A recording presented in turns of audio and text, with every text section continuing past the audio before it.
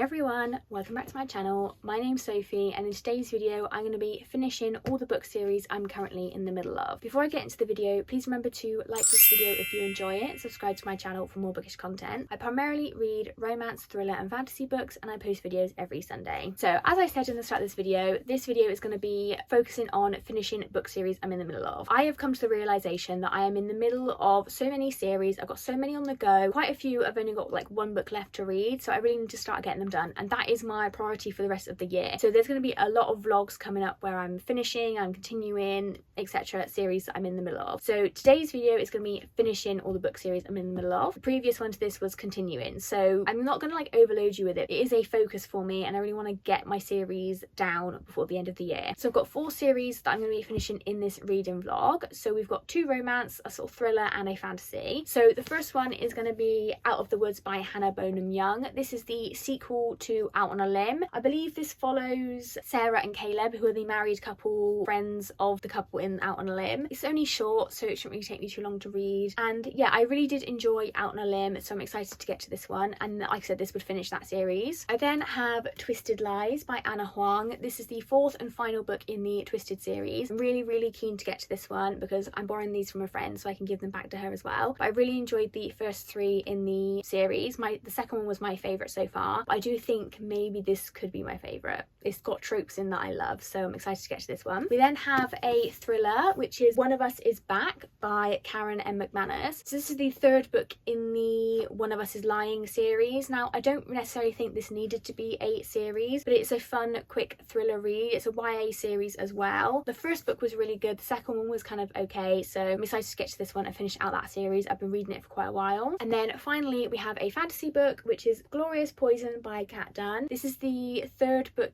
in the Battalion of the Dead series. I started the first one in a Reading the Oldest Books on My TBR series. I really enjoyed it, and I have continued that series pretty quickly, so I'm hoping, well, I will be finishing the series within the year, within a few months of starting it, which is really good. So yeah, I'm really excited to get to this one too. Okay, so I have started and finished the first book for this vlog, which is Out of the Woods by Hannah Bonham Young. This is the 2nd book and the final book in the Out series, so this is the sequel to Out on a Limb, which I gave 5 stars. This one I gave a 3-star rating. So in this one we follow Caleb and Sarah, who are Win and Bo's friends from the first book, and they have been married for years, their childhood sweetheart. In Out on a Limb they have a very good relationship, so this book kind of came out of nowhere really. I think in order for this book to have more of an impact, we maybe could have seen some of the issues they were having in that book. So in this one it starts with Sarah is hosting a charity fundraising event which Caleb has paid for, and she's trying to raise money for the ALS Foundation because her mother died from ALS. She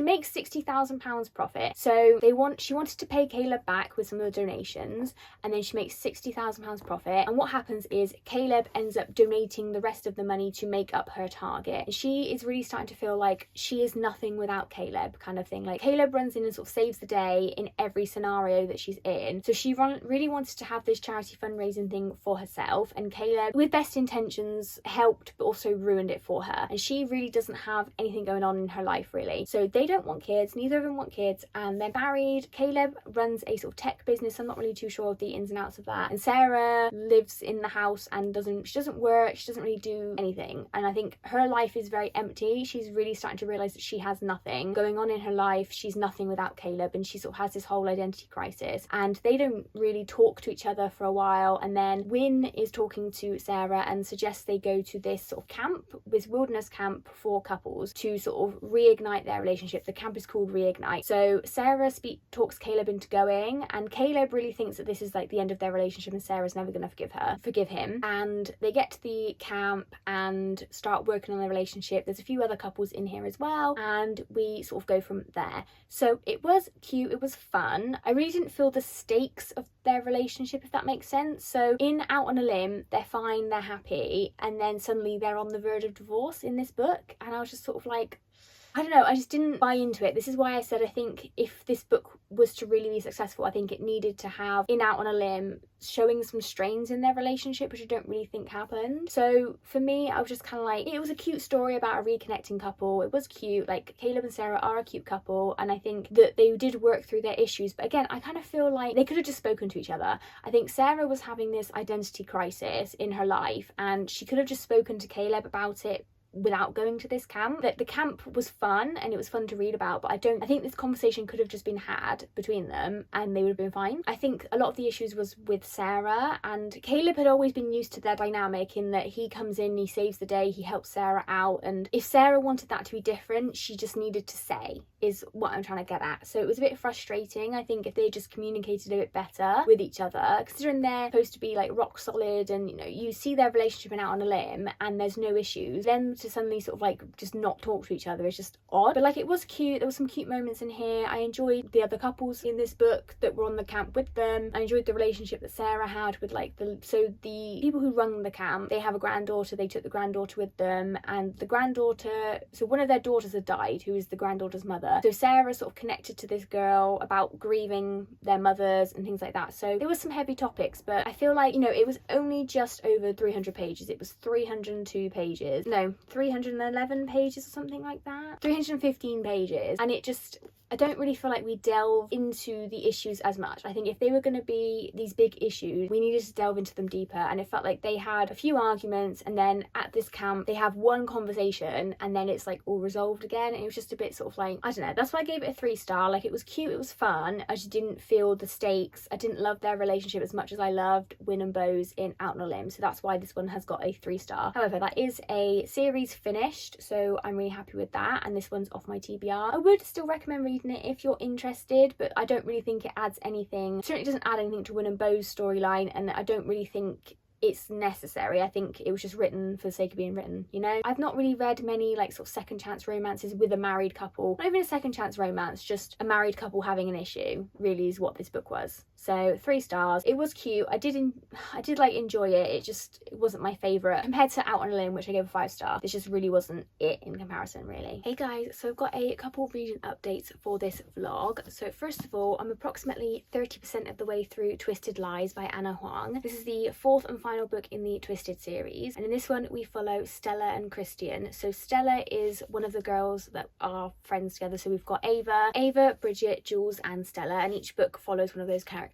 And Christian is the head of Harper Security, like he's the CEO. Him and Stella live in the same building. So Stella and Jules rented an apartment in his building, but he reduced the rent for them because they couldn't afford it because he liked Stella. So what happens in this book is Stella is a influencer, and she does influence him part-time. She's kind of stuck at approximately 890,000 followers, and she's kind of like a bit stagnant with that. So she thinks that maybe if she pretends to get a boyfriend, that her follower count will increase and she'll get more work out of it. She also gets fired from the fashion magazine that she works at, so she's not really got much income coming in at the moment. So she thinks that if she has a fake boyfriend, people will be more interested in her. Her and Christian agree to fake date because he wants someone on his arm to take to events to stop people pestering him about having a girlfriend. And Stella is being stalked and harassed, so Christian is helping her uncover who is doing this, and we kind of go from there. This one I was really excited about because we don't really know too much about Stella. We have seen snippets of her in the other books, obviously as all the girls are friends, but she's kind of just been in the background. She's not really been sort of a centerpiece of the friendship group, so I'm really interested to see where their story goes. I think they make such a great couple, even though they're only fake dating at the moment. I think they make a really cool couple. Like Christian, he's so secretive and you don't know what's going on with him. I think he's a bit like Alex in the first book. He's a very mysterious character. There's a lot more to him that I think we're going to uncover. But yeah, I'm really enjoying this one so far. The whole fake dating is really interesting because they obviously both like each other, and yeah, it's just really good so far. There's not really too much to say at the moment, really, but sort of they've agreed to do the fake dating, they've gone on a couple of events together, and that's kind of it, really. But as ever with Anna Huang, it's so easy to read, it's really quick to read. It's addictive, really, these books, because you want to know what's going to happen to these characters and, you know, what sordid love story is going to come to play. But yeah, I'm really enjoying this one so far, so I'll probably read a bit more of this one and then sort of give you a bit more update on it later. But yeah, I'm only 30% of the way through. So, and then I think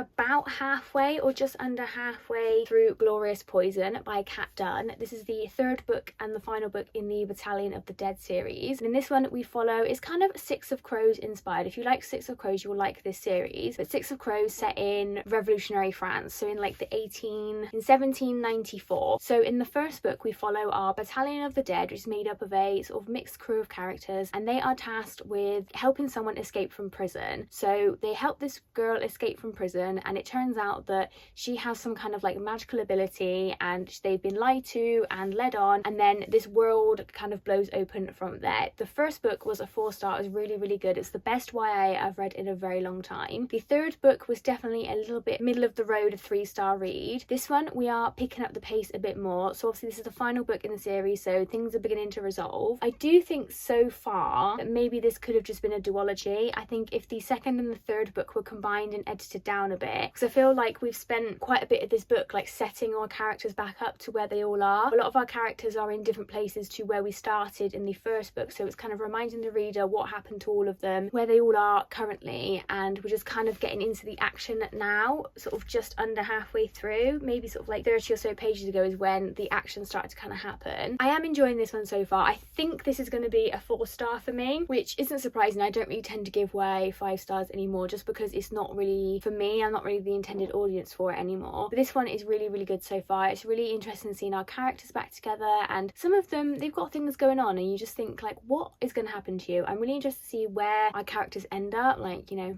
who's gonna die, because that always happens, doesn't it? One of the characters always dies. But yeah, this is really, really good. I love the setting of this one, being set in revolutionary France as well. Like, you've got some of the characters who are aristocracy. They have to lower themselves down, if that makes sense, in order to survive, and it's just really interesting seeing this mixed cast of characters come together and work together for the same goal. But yeah, this one is really, really good so far, so I'm probably maybe gonna try and finish this one first. So I'll finish this one, come and update you on my final thoughts on it, and then I think I will carry on with Twisted Lies, just because I want to get this one done today. I don't think it's going to take me long to read Glorious Poison. I didn't read very long last night and I'm like nearly halfway. That's the thing with YA, is so quick to read. And then I think I'll jump back into Twisted Lies and come and give you a bit more of a some more detailed thoughts on what I think of this one. It's really hard when you're only a little bit into the book. But yeah, I'm really enjoying this one so far. I'm eager to find out what's going to happen to the world, to the characters, and yeah, I'm just really enjoying this one so far. So I'm going to crack on with this one and I'll check back in with you guys when I'm finished with it. Hey guys, so I have now finished reading Glorious Poison by Kat Dunn, and I'm torn between a 3.5 and a 4-star rating. I definitely think that this and the second book could have been combined, cut down and edited into more of a duology, so we had Dangerous Remedy and then another book, rather than a trilogy that was kind of drawn out. This is definitely better than the middle book, which I think I gave a 3-star. So yeah, I'm not quite sure if this lives up to the first book, which I did give a 4-star, so that's why I'm torn on the rating of this one. I also think I'm not really the intended audience for YA fantasy anymore, so for me to not love this isn't an indication that the book is bad. It's just I'm not the target audience. It's not for me anymore. I do think that the ending was really good, but a few things did irritate me. Kat Dunn's writing style and her characters, she's very much inspired by sort of Throne of Glass and that storytelling, in the way that we have our main character in Throne of Glass. She's always doing something behind the scenes that the reader's not aware of. So for example, in this book we had our gang of characters are in a bit of a pickle and it seems like there's no way out of it, and then it's almost sort of like, oh, but here's something I prepared earlier, as if we're supposed to be kind of impressed by that, and that kept happening. So there were things happening that the reader wasn't aware of, that our characters were doing, that we were then supposed to be shocked at the reveal. I'm not really sure if I'm explaining it very well, but it was just getting, the first time it happened I was kind of like, oh okay, like that's cool. When it's sort of like the 5th time in the series, I'm kind of like, I'm a bit bored of this now. It's just a bit of a convenient writing style, that you've written yourself into a bit of a pickle and now you're just going to conveniently write yourself out of it, which is fine, but it's just I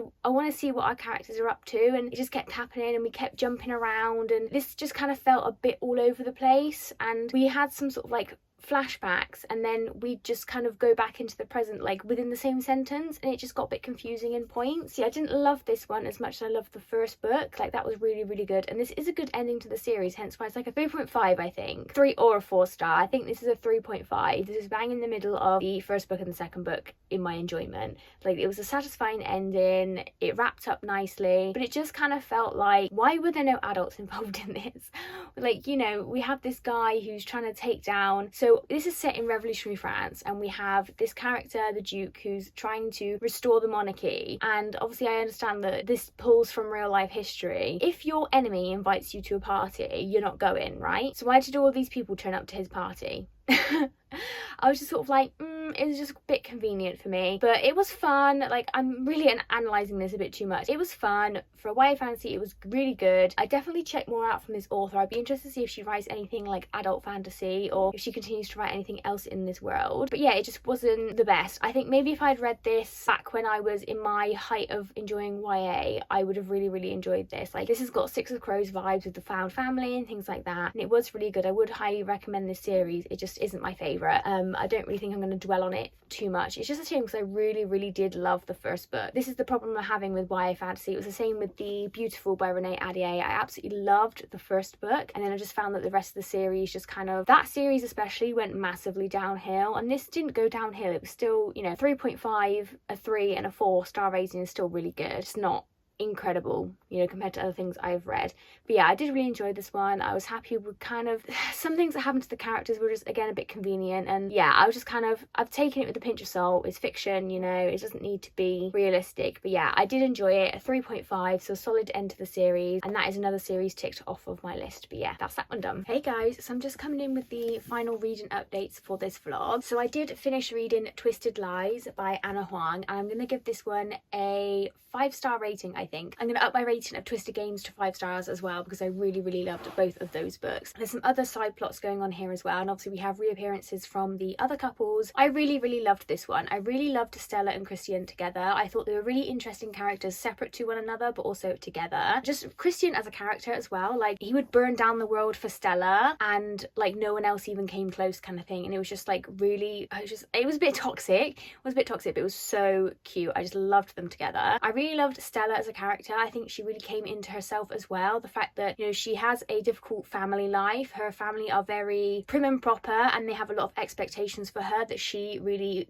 doesn't meet, in not in a way that she's disappointing. Like, she is a disappointment to them in the fact that, like, she doesn't have a normal career. She doesn't, you know, she's not a lawyer, she's not a doctor, and they are really disappointed in her, and she really stands up to them and really comes into her own. And I think that Christian encouraged that. She didn't do it because of Christian, but Christian helped encourage her to be like this, and it was nice to see like her career thrive and just see her really come into herself. I really enjoyed them as a couple. Like I said, the stalker plotline and how that ended up sort of finishing was quite interesting as well. I think Christian is kind of like Alex. If you like Alex, you'll like Christian. He gets away with a lot of things. Like, he breaks all sorts of laws, but like no one's going to question him because he's a billionaire, right? Like, that's just how society works, isn't it? But yeah, this one was really good. I absolutely love this one, and that is another series finish, and I can finally give my friend back her copies of these books as well. But yeah, really loved this one. And then I also started and finished reading One of Us Is Back by Karen M. McManus. So this finishes out the One of Us Is Lying trilogy. So I gave this one a 3-star rating. So in One of Us Is Lying, we follow a crew of friends. I think, who have we got? There's Addie, Bronwyn, Nate and Cooper, I think, if I remember correctly, and they are in detention with a guy called Simon, and Simon dies during detention, and obviously they are all suspect to his murder, and we kind of go from there. So Simon had a website. I can't remember what the website was called. It's been a few years since I read the first book, and he had a website where he basically reveals everyone's secrets. So Simon was quite hated but also loved at the same time. Like, people loved to hate him. They loved what he did, but they didn't like him doing it, and everyone was sending gossip about, you know, who's cheated on who and who's done this, blah blah blah, and he would reveal all the secrets. So there's quite a large pool of suspects. The main 4 suspects are the 4 in detention with him. That was book 1. In book 2, that's wrapped up, and then a copycat kind of starts another game called, it's like a truth or dare game, and it really escalates quickly. And then this one is supposed to tie, I guess, the 2 books together and round out the trilogy. I don't think this needed to be a trilogy, to be honest with you.